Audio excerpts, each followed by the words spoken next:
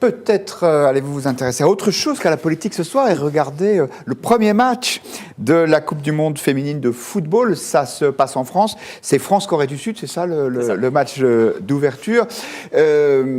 Cet événement suscite un vrai engouement en France. On va voir ce qu'il en est des audiences télévisées. Il y en a un qui reste un petit peu à l'écart de la fête. C'est Alain Finkielkraut. Écoutez ce qu'il a déclaré. C'était avant-hier sur CNews. Il était interrogé par notre consoeur Sonia Mabrouk. Football féminin. Ah bah alors là, non, j'aime pas le football féminin. Comment ça? Pourquoi? Quelle différence? Vous n'allez pas me faire une hiérarchie sur ce sujet aussi? C'est pas possible. Mais alors après, on va faire le rugby féminin. Mais arrêtez l'égalité, bien sûr l'égalité, mais un peu de différence, si vous voulez. C'est très bien que les femmes jouent au football, c'est très bien. Non, mais vous le prenez avec condescendance. Mais je le prends pas avec condescendance, mais ça ne me passionne pas. C'est pas comme ça que j'ai envie de voir des femmes. Mais pourquoi elles sont formidables?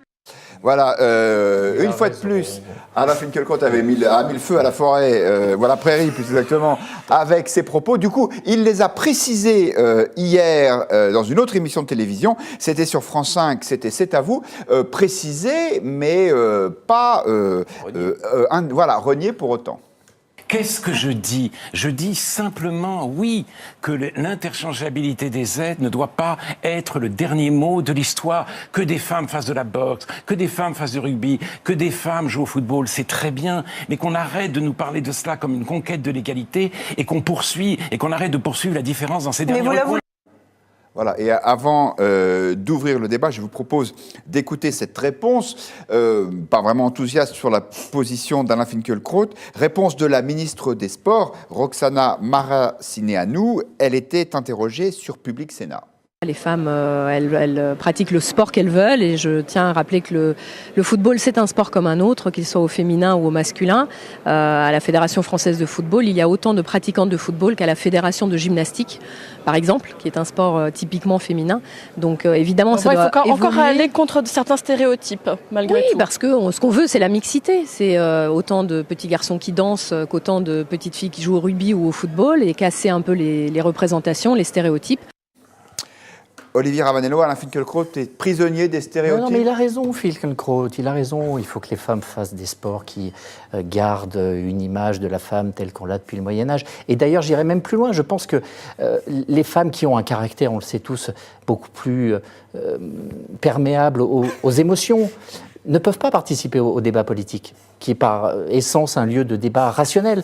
Donc je pense qu'il faut aussi remettre en cause le droit de vote. Et même, si vous réfléchissez bien, vous serez sûrement d'accord avec moi, une femme est en permanence tiraillée entre cet instinct maternel naturel qu'elle ne peut pas réprimer et le fait d'aller au travail. Donc supprimons le droit de travailler pour les femmes, ça permettrait, comme tout le monde le sait, de faire baisser le chômage.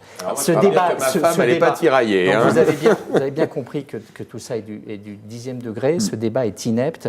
Lorsque j'ai préparé le concours d'entrée à Sciences Po, j'ai lu La défaite de la pensée. Et j'en garde le souvenir d'une écriture et d'un raisonnement. Un livre d'Alain Finkielkraut. Extrêmement pointu, extrêmement acéré. Et j'essayais à l'époque de pondre 50 lignes qui puissent en faire écho et je n'y suis pas parvenu. Et aujourd'hui, je me retrouve à commenter les inepties d'Alain Finkielkraut. Je trouve que ça en dit long sur lui, malheureusement, et ça en dit long aussi, malheureusement, sur nous. Alors, il n'y a pas de femmes sur ce plateau ce soir, mais ça ne nous empêche pas de parler du sujet, évidemment, parce qu'on n'essentialise pas ni les sujets, ni les invités à point de vue. Quelle est votre opinion sur la question, Guillaume Bernard? Vous êtes surpris par cette levée de bouclier contre les déclarations de Finkielkraut? Sincèrement, a priori, je n'étais pas enthousiasmé par ce qu'Alain Finkielkraut avait déclaré sur ce sujet-là, alors que par ailleurs, je dois reconnaître que je suis assez souvent d'accord avec lui. Bon, mais c'est vrai que le fait de trouver que ces déclarations seraient absolument inqualifiables, du coup me pousserait un peu à le défendre. Voilà, il faut bien qu'il y ait une défense. Bon, sincèrement, que les femmes jouent à n'importe quel sport du moment que ça leur plaît et qu'elles s'y épanouissent, honnêtement, ça m'est complètement égal. Personnellement, aucun sport ne me permet de m'épanouir et donc je n'en pratique aucun. Donc voilà. Et donc je ne. Bon, mais il est bien évident que si les propos d'Alain Finkielkraut Finkielkraut était sans doute, je dirais, maladroit. De l'autre côté, considérer que, il faut enlever tous stéréotypes sociaux, considérer qu'il n'y aurait pas, d'une certaine manière, un rôle social lié, je dirais, à notre identité particulière. Alors là, pour le coup, ça, je ne peux pas le soutenir. Voilà. Question aux internautes. Avez-vous été choqué par les propos d'Alain Finkielkraut? Eh bien, 62% répondent non. Et puis, je vous livre ce commentaire de Lily qui est assez drôle et assez percutant aussi. Cette histoire fait polémique parce qu'il s'agit de foot féminin. S'il avait dit « je n'aime pas le foot tout court », cette pseudo-polémique n'aurait jamais vu le jour. Voilà. Je suis une femme et je n'aime ni le foot masculin ni le foot féminin. Enfin, moi, je suis un homme et je peux dire presque la même chose, mais ce n'est pas le sujet de ce soir. Arnaud Benedetti. Enfin, au demeurant, il n'a pas dit qu'il aimait le foot masculin non plus. On ne sait pas trop quelle est sa position. C'est le cas. Il aime le foot. Oui, mais enfin, en tout cas, il y a le fond et la forme. Si vous voulez, sur le fond, ce qu'il veut dire, c'est que finalement, la promotion du foot féminin qui est finalement, disons, mise en exergue comme un combat pour l'égalité, ne doit pas se faire sur, disons, le sacrifice de la différenciation. C'est ce que je comprends de son discours. Après, il y a la forme. C'est-à-dire que Finkielkraut, il fait du Finkielkraut. On le voit, il s'énerve sur le plateau. Il est agacé, on voit que cette question finalement lui apparaît totalement périphérique et stupide et il en rajoute manifestement dans son expression. Et je pense que c'est surtout plus la forme aujourd'hui qui est sujette à polémique que finalement le fond de son discours qui, quand on l'analyse, comporte disons, un certain nombre de fondamentaux qui ne sont pas tout à fait dénués de bon sens. Mais en l'occurrence, la difficulté aussi, c'est que Finkielkraut est un très bon client pour toutes les polémiques et pour tous les buzz.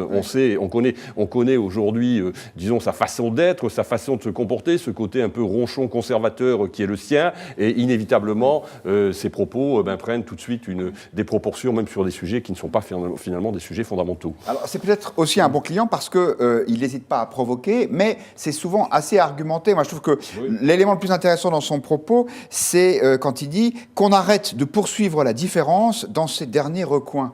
On voit bien l'idée qu'il y a derrière ça, Adrien Matou, qui est Elle est fausse. Enfin, regardez, un match de foot féminin, c'est pas le même qu'un match de foot masculin. Enfin, il est juste dans une logique où il fantasme des choses. Voilà, c'est ça. Mais ça n'est pas la réalité.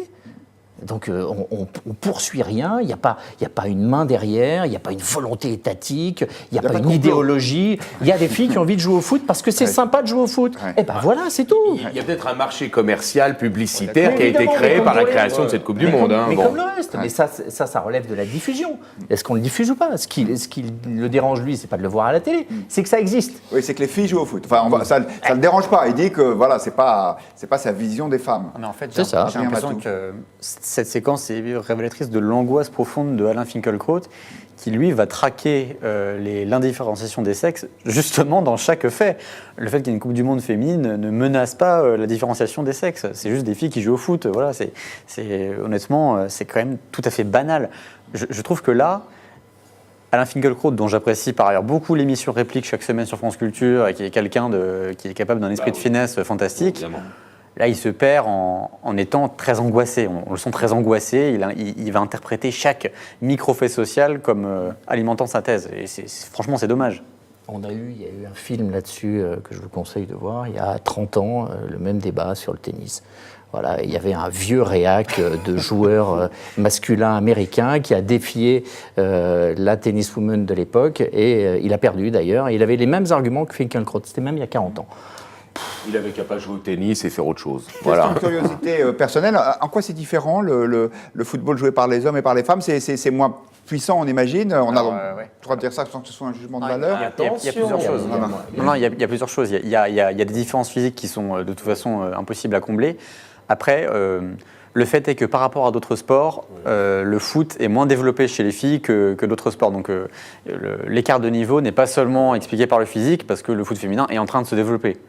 Par exemple, le gros problème du foot féminin, c'est le niveau des gardiennes, parce qu'il n'y a pas assez de moyens pour avoir des entraînements spécifiques pour les gardiennes, donc on voit beaucoup d'erreurs. Mais voilà, c'est pas exactement le même sport, mais ça y ressemble beaucoup. C'est un sport où la différence des performances sportives entre hommes et femmes reste extrêmement importante, voilà, beaucoup plus qu'au tennis ou dans d'autres disciplines. Voilà, c'est ça.